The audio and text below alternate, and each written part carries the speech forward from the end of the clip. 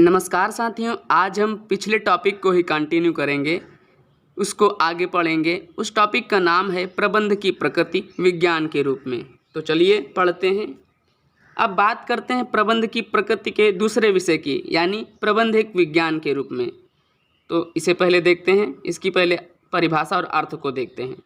प्रबंध एक विज्ञान के रूप में, प्रबंध एक क्रमबद्ध ज्ञान का समूह है, यानी जो कार्य कर रहे हैं वो किस कारण से कर रहे हैं और उसको करने का क्या परिणाम आएगा, यह कहलाता है विज्ञान।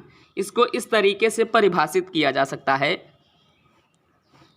अर्जित ज्ञान का कुशलतम एवं तकनीकी प्रयोग विज्ञान है। इसमें क्रमबद्ध सुव्यवस्थित ज्ञान का निकाय है।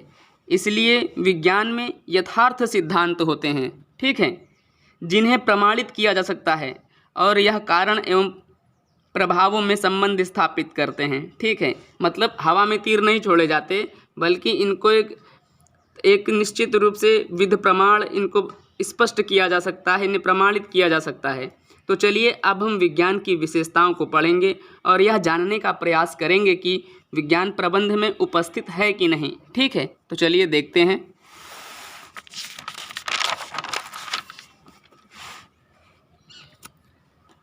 तो पहली विज्ञान की विशेषता है ज्ञान का व्यवस्थित निकाय या क्रमबद्ध ज्ञान का समूह, ठीक है। विज्ञान में क्रमबद्ध व्यवस्थित विषय सामग्री यानी सैद्धांतिक ज्ञान उपलब्ध होता है, जो विज्ञान के ज्ञान को प्राप्त करने में सहायक होता है। विज्ञान की तरह प्रबंध में भी सैद्धांतिक ज्ञान उपलब्ध होता है, ठीक है। इसलिए विज्ञान की पहली विशेषता प्रबंध में उपस्थित है। तो हम इसके आधार पर कह सकते हैं कि प्रबंध और विज्ञान दोनों यहाँ पर एक जैसे हैं, ठीक है।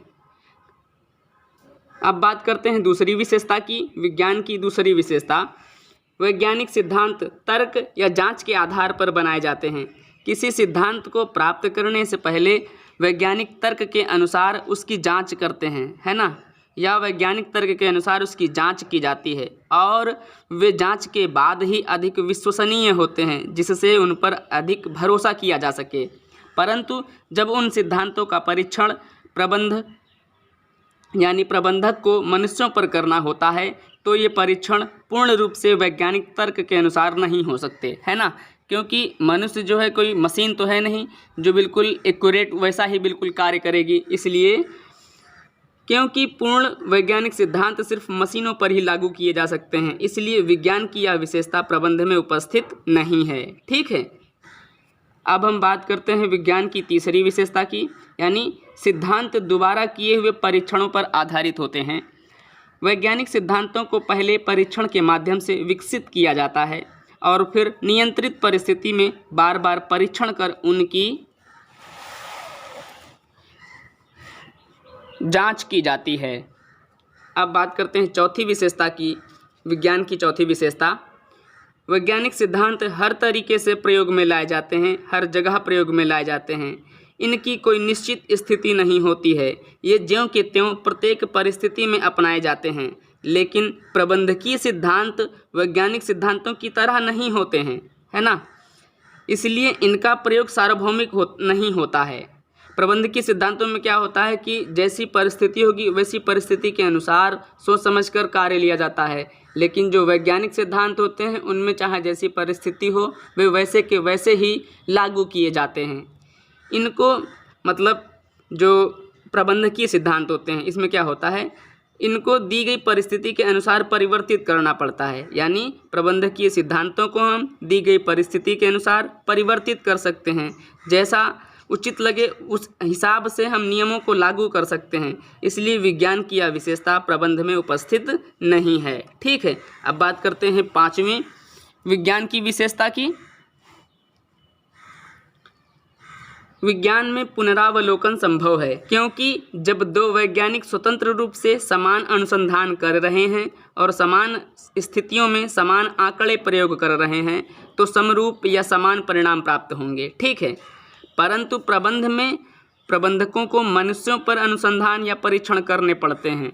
इसलिए यदि प्रबंधक मनुष्य के दो अलग अलग समूहों पर समान आंकड़े या अनुसंधान कर रहे हैं तो वे समरूप या समान परिणाम प्राप्त नहीं करेंगे, क्योंकि मनुष्य समान ढंग से प्रतिक्रिया नहीं करते, वो एक जैसे कार्य नहीं करते।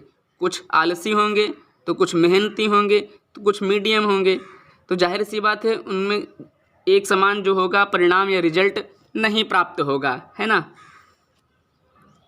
क्योंकि मनुष्य समान ढंग से प्रतिक्रिया नहीं करते हैं या उत्तर नहीं देते हैं, इसलिए विज्ञान की यह विशेषता प्रबंध में उपस्थित नहीं है। ठीक है, आगे देखते हैं।